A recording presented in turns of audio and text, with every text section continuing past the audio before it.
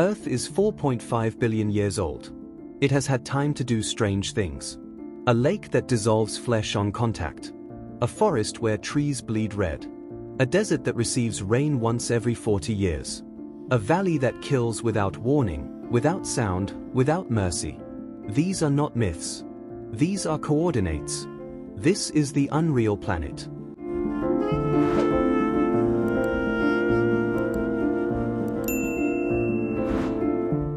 The Danakil Depression, Ethiopia. The surface of another world. The Afar Triangle sits at the junction of three tectonic plates. They are pulling apart at 2 centimeters per year. That sounds slow. Over 1 million years, it opens an ocean. The ground here is not pulling apart quietly. It is screaming. The Danakil Depression lies 125 meters below sea level in northeastern Ethiopia. It is one of the lowest points on the African continent. It is also one of the hottest places on Earth, averaging 34.5 degrees Celsius year-round, spiking to 63 degrees on the surface rock in peak summer. Rainfall averages 100 to 200 millimeters annually. Most years it receives less than that. What it lacks in water, it makes up for in sulfur, in salt, in acid, in heat so relentless it has warped every living thing that tried to persist here.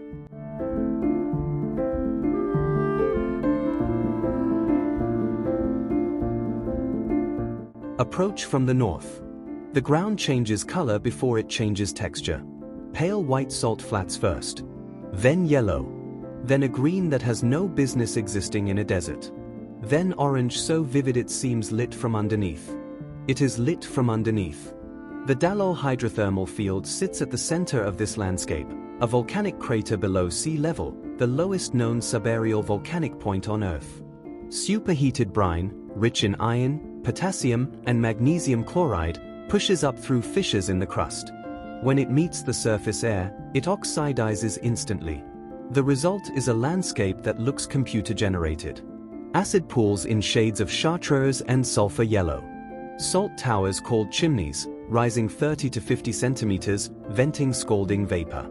Flat terraces of crystallized minerals in concentric rings, rust, cream, jade, gold.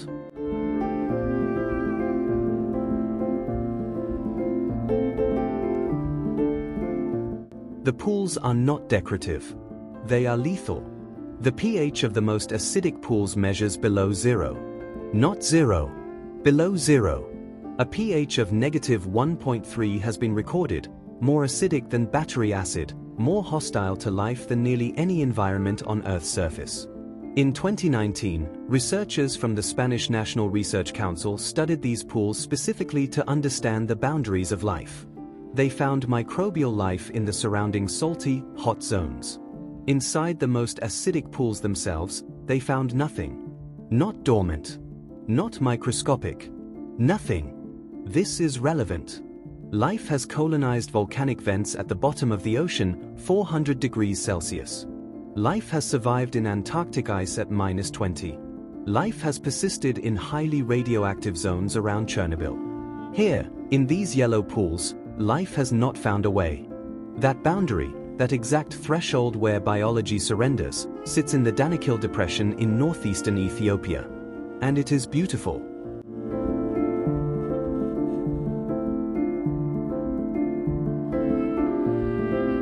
The Afar people have worked this landscape for centuries.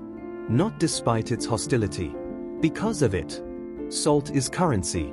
It has been currency in this region since before the word currency existed in any language spoken here. Afar miners descend to the Karam Salt Lake, a 10-kilometer wide salt flat within the depression, and cut slabs of halite by hand. Each slab measures roughly 40 by 20 centimeters. Each one is worth approximately 3 Ethiopian birr at source. They have been doing this for more than 3,500 years. They work in the hours before dawn to avoid the worst heat. Camel caravans of 200 to 400 animals carry the salt north through mountain passes. The route hasn't changed in centuries.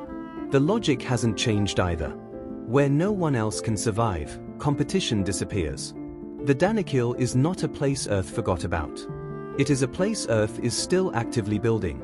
Every year, the plates separate a fraction further. Every year, new vents open. New chimneys form overnight and dissolve within weeks. A landscape in constant revision. Arriving here, a person understands something visceral. Most of what humans call hostile environment is relative. This is the baseline. This is what a planet looks like before life negotiates terms.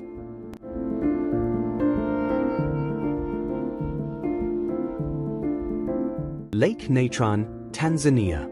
The calcifying lake. 200 kilometers south of the Kenyan border, in the Great Rift Valley, there is a lake that turns animals to stone. Not metaphorically. Chemically. Lake Natron stretches 57 kilometers in length and 22 kilometers at its widest. Its depth rarely exceeds 3 meters. From above, it appears pink, sometimes deep crimson, sometimes pale rose, depending on the season and the angle of light. The color comes from haloarchaea, microorganisms that produce a red-orange pigment as they photosynthesize. They thrive in extreme alkalinity. Lake Natron has a pH between 9 and 10.5. The sodium carbonate concentration in the water can reach 40%. Animals that fall into this lake, birds, bats, small mammals, are coated as they die in a calcifying mineral crust. Their bodies are preserved in postures of their final moments.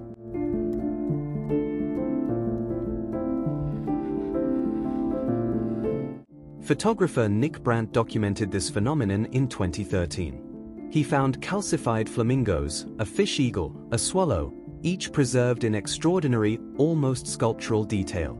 He posed them on rocks and branches to photograph them. The images circulated globally. The lake itself was not surprised by this. It had been doing this for thousands of years. But here is the dissonance. Lake Natron is also one of the most important bird breeding sites in East Africa. Lesser flamingos, Phoenicanaeus minor, number approximately 2.5 million in East Africa. Roughly 75% of the global population breeds at Lake Natron and nowhere else. They choose this lake because nothing else can live here. No predators can approach across the caustic mud flats without suffering chemical burns to their feet and eyes. The lake is lethal to most things. To flamingos, it is a fortress. They build their nests on islands of soda ash that rise from the lake's surface. Each nest is a small cone of dried mud and mineral, roughly 30 centimeters high, built to keep the egg above the waterline. The parents stand over their single egg in temperatures that regularly exceed 40 degrees Celsius, rotating position to maintain shade.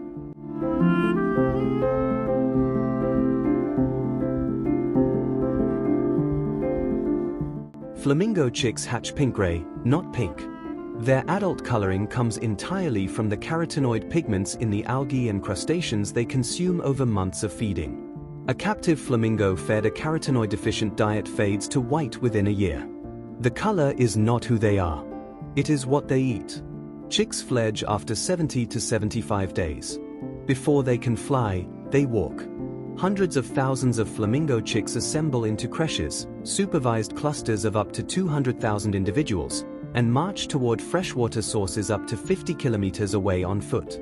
The march takes multiple days. Their legs crust with alkaline deposits as they walk. Some do not complete it. The ones who do become the adults who return.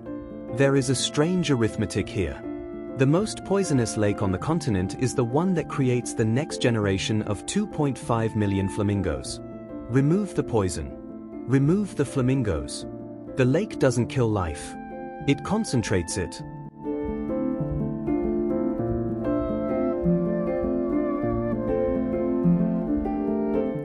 The door to hell, Turkmenistan. The fire that forgot to stop. Across the world, in the Karakum Desert of Turkmenistan, something has been on fire for over 50 years. A hole in the ground. The Darvaza gas crater sits in the middle of a featureless desert, 260 kilometers north of the capital Ashgabat. It measures 69 meters in diameter and 30 meters in depth. Its edges are irregular, eroded by decades of heat. At night, its glow is visible from several kilometers. It burns. And burns. Soviet geologists began drilling here in 1971, searching for oil reserves. They struck a pocket of natural gas instead. The drilling platform collapsed into the cavity it created. The ground around the drill site subsided. The decision was made to ignite the escaping gas. This was standard practice: burn off the methane rather than allow it to accumulate and risk a larger, uncontrolled explosion. The engineers estimated it would burn out within weeks. It did not burn out within weeks. It has now been burning for more than 50 years. The exact ignition date is disputed. Some Soviet records suggest 1971, others 1980.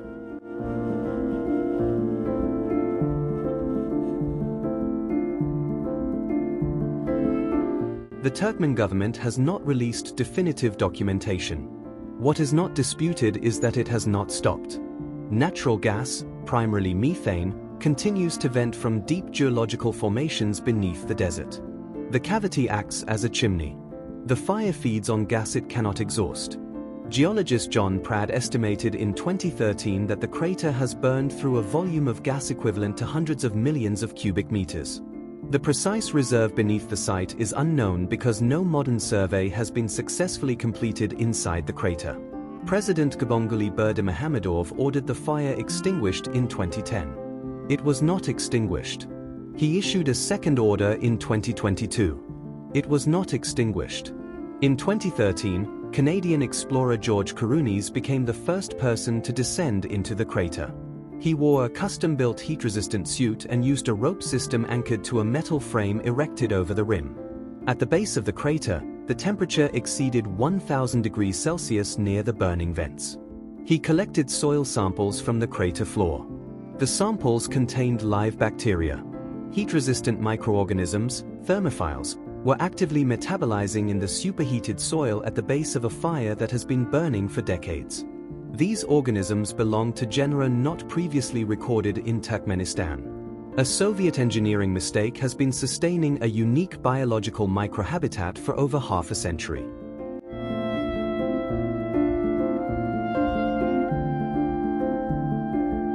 The Karakum Desert around the crater is silent. Empty. Flat in every direction for hundreds of kilometers. Saxaul trees, drought-adapted with deep root systems, grow sparsely. Marbled polecats and sand cats move through at night, largely invisible. The crater does not belong to this landscape visually. It belongs to no landscape. It is the kind of thing that appears in geology textbooks under the heading Unintended Consequences. Tourists come now. Turkmenistan issued its first batch of electronic visas in 2017. The crater became the country's primary tourist attraction almost immediately, a distinction for a country that also contains one of the world's largest natural gas reserves and the ancient ruins of the Silk Road city of Merv. The fire outcompetes everything. At 2 a.m., standing at the rim, the heat is physical, pressing. The roar of combustion is constant, low, foundational, like standing beside something alive and very large. It was an accident. It became permanent.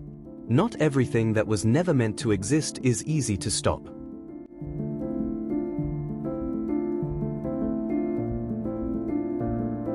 Socotra Island, Yemen. The island that evolved alone. Some places look alien because of what the earth does to rock and water. Socotra looks alien because of what isolation does to life. The island sits in the Arabian Sea, 240 kilometers from the Somali coast and 380 kilometers south of the Arabian Peninsula. It is not especially large, 3,625 square kilometers. But it has been separated from the African and Arabian mainlands for approximately 20 million years. 20 million years of isolation. During that time, Socotra's species stopped receiving genetic input from anywhere else. They evolved in a closed system. The results are visible from the moment of arrival. The dragon blood tree, Dracaena cinnabari, is Socotra's most recognizable endemic species. It grows in the Hagaha mountain highlands at elevations between 300 and 1,500 meters.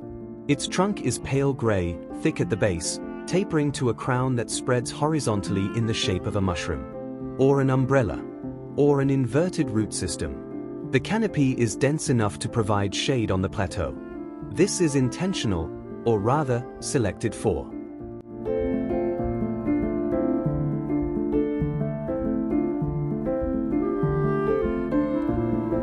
In an environment of intense heat and low soil moisture, The tree's horizontal canopy catches morning fog and channels it down the trunk to the root zone. It is harvesting water from air. Cut the bark, and it bleeds. The resin is dark red, cinnabar red, and has been traded since at least the 1st century CE. Roman physicians used it as wound treatment. Medieval European painters used it as pigment. Traditional Socotra use it today for wound healing, fever reduction, and dyeing fabric. The tree bleeds red, grows upside down, harvests fog, and has been doing so for millions of years on an island most people cannot locate on a map. It is not the only anomaly. Socotra has 825 plant species. 307 of them, 37%, exist nowhere else on Earth. The bottle tree, Dorstenia gigas, stores water in its swollen trunk during the island's dry season, bloating to a diameter of 1 meter or more before deflating as dry months extend.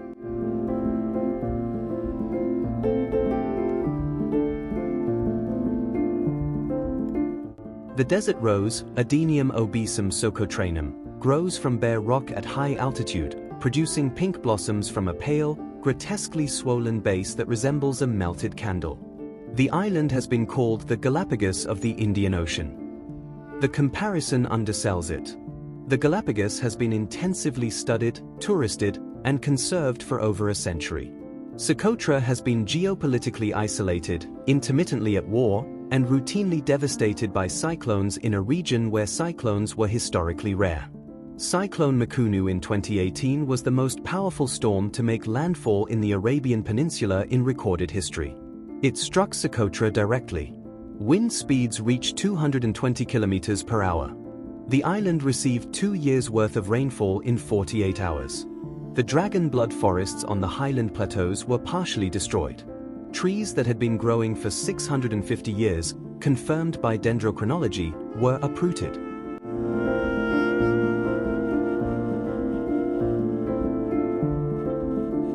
Socotra's human population of approximately 60,000 lives primarily along the coast. The Socotri language, a South Semitic tongue with no written form until the 20th century, is spoken by the majority. It contains words for plants, wind patterns, and fishing techniques that have no equivalent in Arabic, the language of the mainland. A people shaped by the same isolation that shaped the trees. UNESCO inscribed Socotra as a World Heritage Site in 2008, specifically for its biodiversity. The citation noted its outstanding universal value and its globally important biodiversity. The language has not been inscribed. The language has no institutional protection. Linguists estimate fewer than 50,000 native speakers remain, with fluency declining in each younger generation. The tree may outlast the word for the tree. Evolution takes 20 million years to build something. Disruption takes considerably less.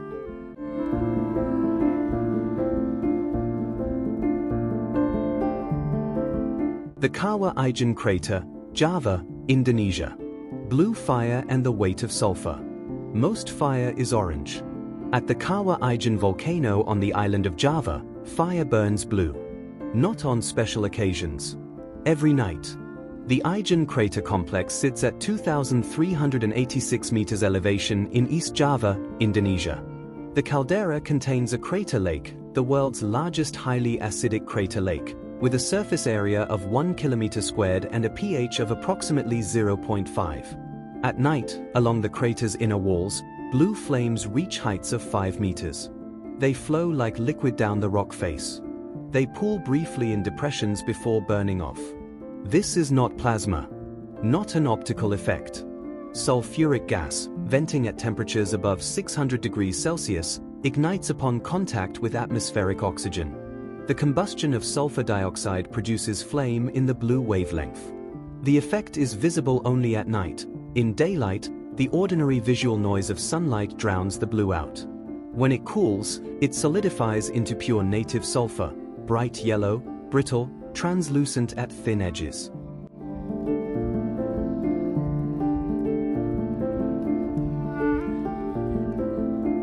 Men mine it. The sulfur miners of Kawah Ijen are among the most documented and most written about industrial workers in the world. They carry woven rattan baskets packed with solid sulfur from the crater floor to the crater rim, a vertical climb of approximately 300 meters, and then down the outer slope to a weighing station 3 kilometers away. Each load weighs between 70 and 90 kilograms. They make this trip twice per day. Some make it 3 times. They earn between 900 and 1,200 Indonesian rupiah per kilogram, approximately 5 to 8 US cents. A full load pays the equivalent of 3.5 to 7 US dollars. The sulfur is used primarily in the sugar refining industry to bleach and purify sugar. It is also used in fertilizer production and vulcanizing rubber. The miners wear no respirators. Some wrap a damp cloth over their nose and mouth. Some wear nothing. The sulfur dioxide concentration inside the crater regularly exceeds occupational safety thresholds by a factor of 40. Long-term exposure causes progressive lung damage, chronic obstructive pulmonary disease, reduced lung capacity, early mortality. The average working life of a Kawah Ijen miner is less than 30 years of active labor. They begin in their 20s. They are finished by injury, illness, or death before they are 50. Some of them will tell a visitor, if asked through a translator, that they find the crater beautiful. They mean the blue fire. They have seen it thousands of times. They still mean it.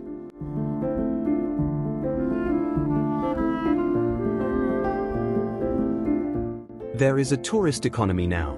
Visitors pay 100,000 Indonesian rupiah, approximately 6 US dollars, to hike to the crater rim at midnight and watch the blue flames. Some hike to the crater floor with the miners. The miners earn additional income carrying tourists' bags up the slope. The blue fire burns whether or not anyone is watching. It has been burning since before the mining operation began in the early 20th century. It will burn after the last mine closes, if it ever does. The Ijen plateau surrounding the volcano supports dense tropical forest. Jovan hawk eagles, one of the rarest raptors in Southeast Asia, with an estimated population below 600 individuals, nest in the tall trees. The sulfurous plume from the crater drifts across the forest canopy and dissipates. The forest tolerates it. The forest has been tolerating it since the volcano formed. At dawn, light arrives from the east and the blue fire fades into invisibility. The crater lake becomes visible, turquoise, steaming, impossibly vivid against the gray rock walls. Sulfur yellow edges ring the lake. The men are still working. They have been working since midnight. The most toxic workplace on the island sits inside the most beautiful view on the island. This is not irony. This is Java.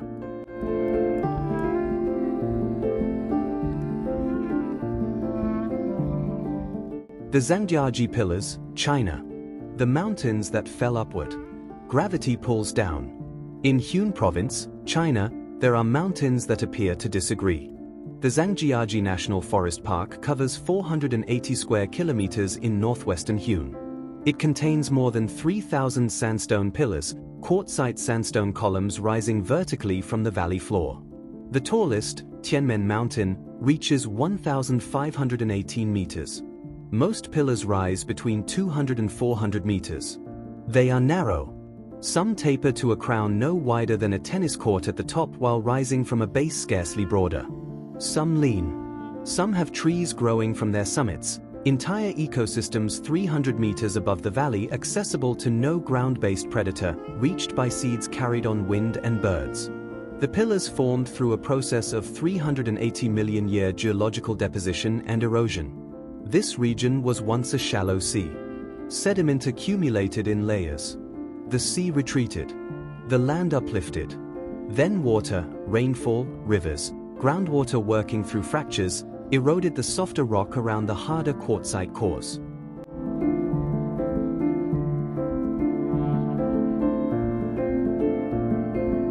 What remains is what the water couldn't remove. The pillars are what the rain left behind. Cloud and mist are endemic here. The basin topography traps moisture from the surrounding mountains. On more than 200 days per year, fog fills the valleys between the pillars. The columns appear to float. Their bases disappear. Only the crowns are visible above the white. This is the landscape that inspired the flying mountains in the 2009 film Avatar. Specifically, the production designers referenced Zhangjiajie directly in interviews. The Hallelujah Mountain, as one pillar was renamed in 2010 to honor the film, receives approximately 4 million visitors per year. The park was designated a UNESCO World Heritage Site in 1992, 17 years before Avatar was released. The wildlife within the park is less photographed than the geology.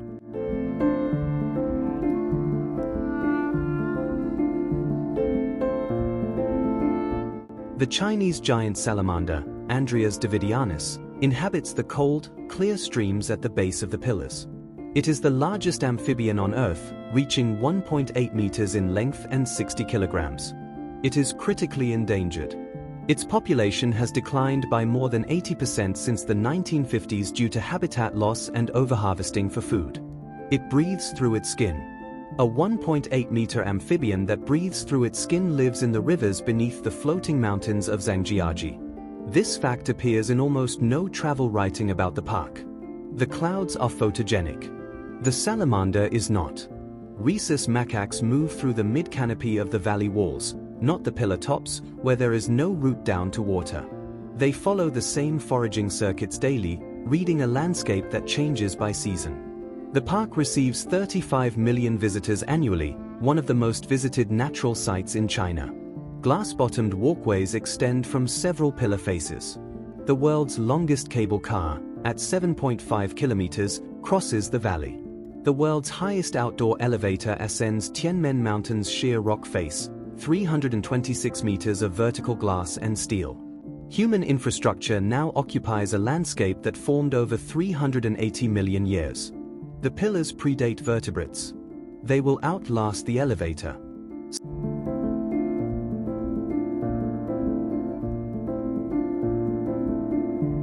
Salar de Uyuni, Bolivia. The mirror at the edge of the sky. At 3,656 meters elevation in the Bolivian Altiplano, the sky comes down to meet the earth. Then it passes through. The Salar de Uyuni is the world's largest salt flat. It covers 10,582 square kilometers, larger than Jamaica, larger than Cyprus, larger than the entire state of Connecticut. The surface is composed of salt crust between 2 and 10 meters deep, underlaid by a massive brine lake containing an estimated 50 to 70% of the world's known lithium reserves. The lithium is not the story yet. The mirror is. After rainfall, which occurs primarily between December and March, a thin layer of water accumulates on the salt surface. It cannot drain easily. The salt crust beneath is nearly impermeable. The water layer can be as thin as a few centimeters. That is enough. The flatness of the salar is extraordinary. The surface varies in elevation by less than 1 meter across its entire 10,582 square kilometer area. This has made it one of the primary calibration sites for satellite altimeters operated by NASA and other space agencies. When satellite instruments need a flat reference point, they look here.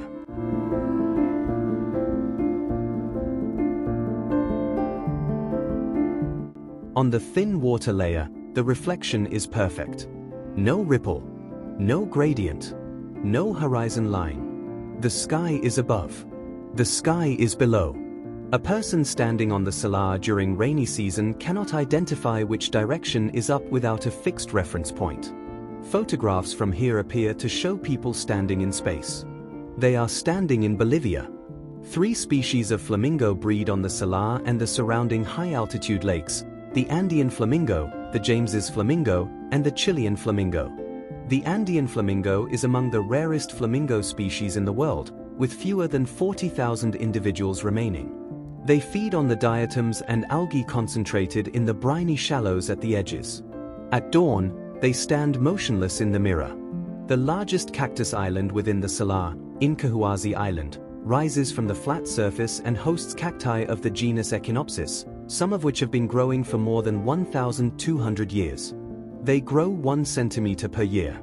The tallest on the island reach 12 meters. A 1,200-year-old cactus, 12 meters tall, surrounded by the world's largest mirror, at 3,656 meters above sea level. The lithium beneath this mirror is projected to be the defining resource of the next 50 years of human technology. Every electric vehicle battery requires lithium. Demand is projected to increase 40-fold by 2040. Bolivia is negotiating what extraction looks like, who controls it, and what the salar looks like afterward. The Urutshapaya people have lived on and around the salt flat for more than 2,000 years. They regard the salar as sacred, a remnant of a great prehistoric sea. Geologists confirm this. The salar is the remnant of Lake Minchin, a massive inland sea that covered much of the Altiplano approximately 30,000 to 40,000 years ago. The sacred place and the geological record agree. A prehistoric sea dried. Left salt. Salt became a mirror. Below the mirror, the metal that powers the future.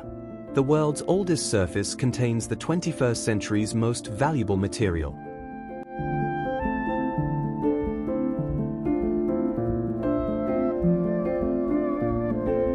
Eight locations. 4 continents. Elevations from 125 meters below sea level to 3,656 meters above. Ages from 30 million years to 4.5 billion. A burning Soviet accident. A lake that calcifies. An island that forgot the rest of the world existed. Pillars that the rain left standing. Each one is a data point in the same argument. Earth does not operate at human scale. It does not build to human timelines or human aesthetics. What looks impossible to a human eye, blue fire, a flying mountain, a mirror the size of a country, is, to geology and to evolution, ordinary consequence. Cause and effect. Time and pressure. The planet that produced these places also produced the species looking at them. That species finds them unreal. They are the most real things on Earth. You have just witnessed 8 places the planet built without permission. Click now to watch the craziest homes on Earth.